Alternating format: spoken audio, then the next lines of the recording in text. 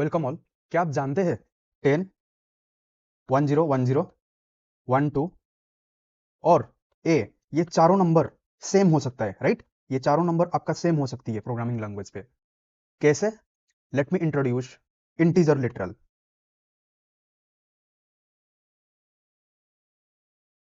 Integer literal को हम चार पार्ट पे डिवाइड करते हैं। First one is decimal system, second one is binary system, third one is octal system and the fourth one is hexadecimal number, right? जाहिर सी बात है, आप नॉर्मली जो नंबर सिस्टम फॉलो करते हो वो क्या है? वो डेसिमल नंबर सिस्टम है, राइट?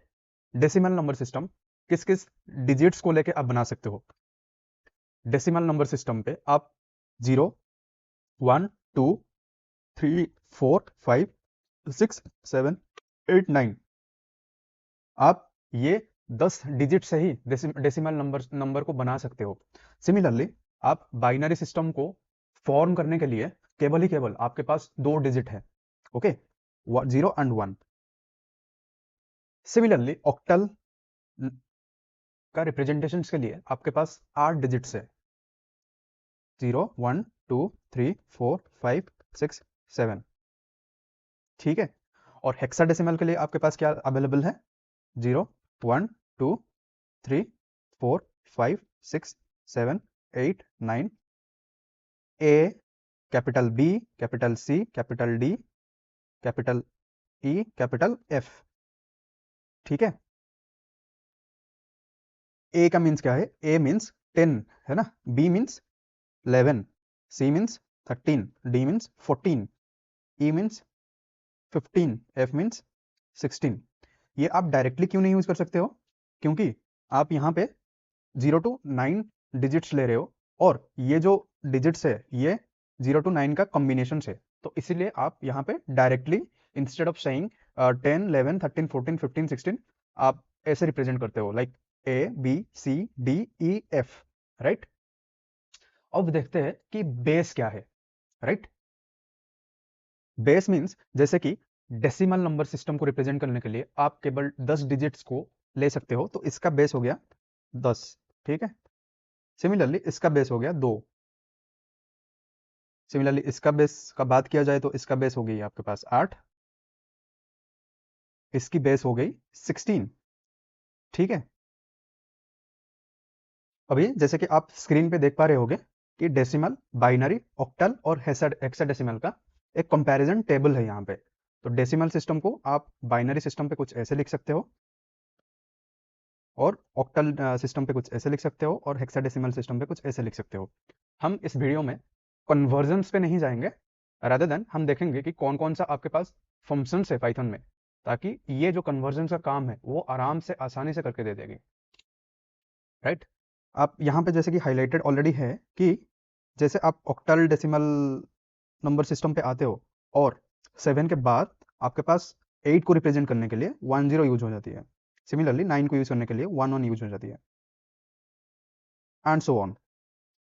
यहाँ पे आप एक जंप देख पा रहे होगे कि 111 ये ट्रिपल डिजिट था, यहाँ पे 4 डिजिट यूज हो रहा है।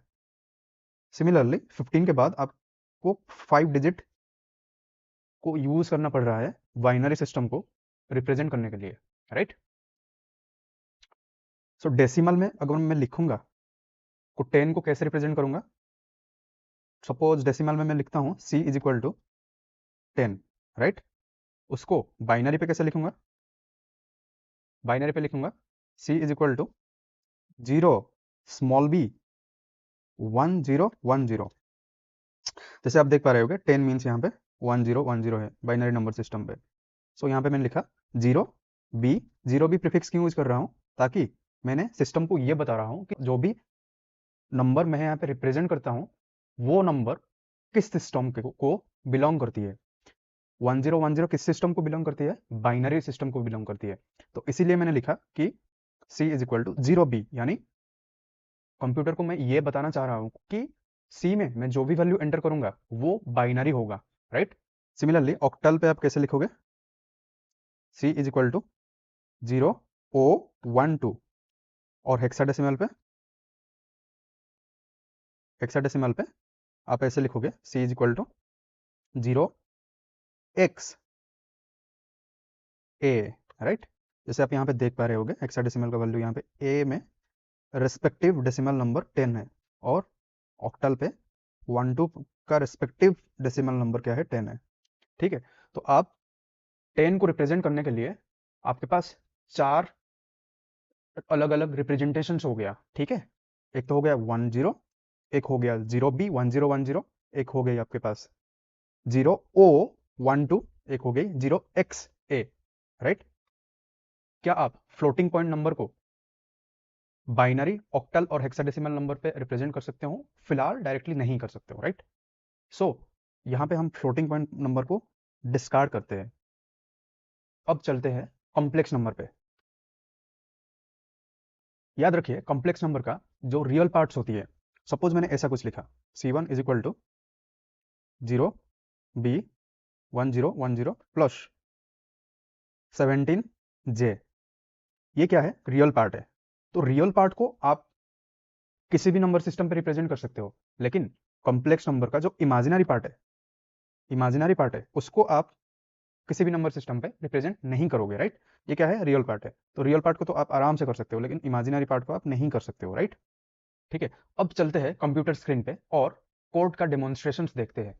अभी मैं जल्दी से एक हेडिंग ले लूंगा, इस पे लिखूंगा इंटीजर लिटरल।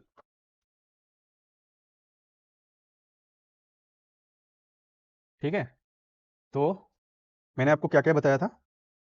मैंने आपको ये बताया था कि आप डेसिमल नंबर सिस्टम पे 10 को कैसे रिप्रेजेंट करोगे, राइट। C is equal to 10 and C is equal to 0B 10, C is equal to 0XA, right. तो सारे केस में C का वैल्यू प्रिंट करते हैं। जैसे ही आप C का वैल्यू सारे केस में प्रिंट करोगे तो आपको सारे ही केस में रिजल्ट्स क्या आएगी, रिजल्ट्स आएगी 10। ठीक है, जैसे आप इस कोड को रन करोगे ये रिजल्ट्स क्या क्या दे देगी, 10 दे देगी। ठीक है, यहाँ पे कुछ एरर है। एरर क्या है कि इसको हम रिप्रेजेंट करेंगे 1010, राइट। तो सारे केस में आपके पास 10 आ गई आउटपुट में। ठीक है, तो ये तो आप कंप्यूटर को समझाने के लिए कि आप कौन सा नंबर सिस्टम यूज कर रहे हो, ये सारी चीज आप लिख रहे हो, राइट। जैसे कि लिखे आप 0O12 0XA, ये आप कंप्यूटर को एक नंबर सिस्टम का रिप्रेजेंटेशन दे रहे हो, लेकिन कंप्यूटर जो आपको आउटपुट देगी वो आपका डेसिमल नंबर सिस्टम पर रहेगी, राइट। आई होप जो भी मैंने आपको बताया इस लेक्चर में सारे चीज आप समझ पा रहे होगे, और इस लेक्चर में अगर आपका कोई भी डाउट्स है तो आप कमेंट सेक्शन में पूछ सकते हो।